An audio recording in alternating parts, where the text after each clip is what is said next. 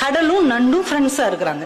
Daily இந்த நண்டு அங்க ஊர் உலகம்லாம் சுத்திட்டு சாயந்தரமா கடல் கிட்ட வந்து பேசும். ஒவ்வொன்னையும் அது சொல்லிக்கிட்டே இருக்கும். கடல் ரொம்ப ஆச்சரியமா கேட்டுட்டு இருக்கும். அப்படியா அப்படியா, ஏதோ நீ எனக்கு ஃப்ரெண்டா இருக்கிறதுனால இந்த உலகத்துல நடக்கிறதெல்லாம் நான் தெரிஞ்சுக்கிறேன்ப்பா, ரொம்ப தேங்க்ஸ்பா அப்படின்னு 2 பேரும் நல்ல மனமொத்த நண்பர்களா இருக்கிறாங்க.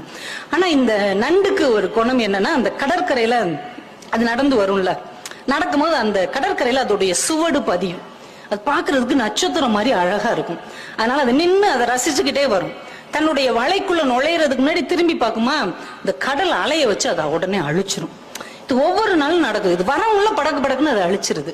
இந்த நண்டுக்கு மனசு என்னமோ பண்ணுது, நம்ம நண்பனுக்கு நம்ம மேல ஏதோ பொறாமை இருக்குதோ, அதால நடக்க முடியாது, நம்மளால நடக்க முடியுது, அந்த பொறாமையில இவன் நம்ம சூட அழிச்சு விடுறானோ, இனிமே இவங்க கூட ஃப்ரெண்ட்ஷிப் வச்சுக்கலாமா வேணாமா, ஒரு பொறாமப்படுறவன் எல்லாம் ஒரு நண்பனான்னு மனசுக்குள்ள நினைச்சுக்கிட்டே இருக்குது. இன்னொரு நாளைக்கு இதே மாதிரி பேசிட்டு வருது, வேகமா அதை அழிச்சிருச்சு. இது வலையில நின்று முறைச்சு பார்த்துக்கிட்டே இருக்குது. இன்னொரு நண்டு அந்த வழியாவே போகுது.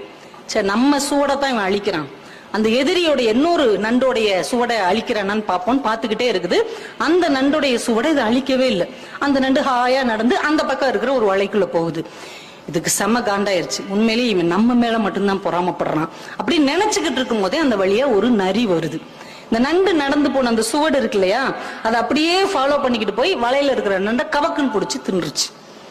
இப்பதான் இந்த நண்டுக்கு ஒரு விஷயம் புரிஞ்சது. தன்னுடைய நண்பன் தன் சுவடுகளை அழிக்கவில்லை, தன்னுடைய வாழ்க்கையை காப்பாற்றி இருக்கிறான் என்ற உண்மை புரிந்தது. உடனே ஓடி வந்து மறுபடியும் அந்த கடற்கரையில் எழுதுச்சு, முன்பே காப்பான் அன்பே நட்புன்னு எழுதுச்சு. அதையும் அந்த கடல் படிச்சுட்டு உடனே அழிச்சிருச்சு. தன்னுடைய நட்பு கெட்டாலும் பரவாயில்லை, நண்பன் கெடக்கூடாது என்று யார் நினைக்கிறார்களோ அவர்கள் தான் உண்மையான நண்பர்கள். அப்போ உண்மையான நண்பர்கள் உங்களை சுற்றி இருக்கிறாங்களா அப்படின்னு பாருங்க. அப்படிப்பட்ட உண்மையான நண்பர்கள் உங்களுக்கு அமைந்தார்கள் என்றால் அவர்களை தக்க வைத்துக் கொள்ளுங்கள்.